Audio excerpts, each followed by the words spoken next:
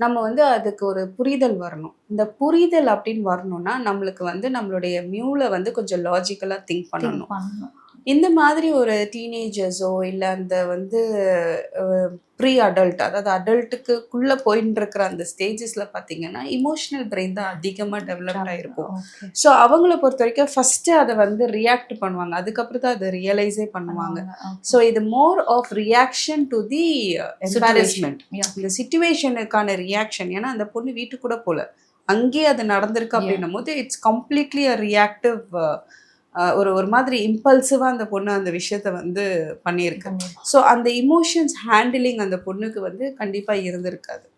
And இது இந்த ஒரு விஷயத்தினால மட்டும் தான் இல்லன்னா, இது வந்து யூசுவலாவே அந்த பொண்ணு கொஞ்சம் எமோஷனலா வந்து சில விஷயங்கள் ஹேண்டில் பண்றது கண்டிப்பா. எப்படின்றது வந்து அந்த ஏஜ் ஃபேக்டரும் இருக்கு. அந்த ஏஜுக்குள்ள இருக்கிற அந்த ஒரு மெச்சூரிட்டி லெவல் வந்திருக்காது.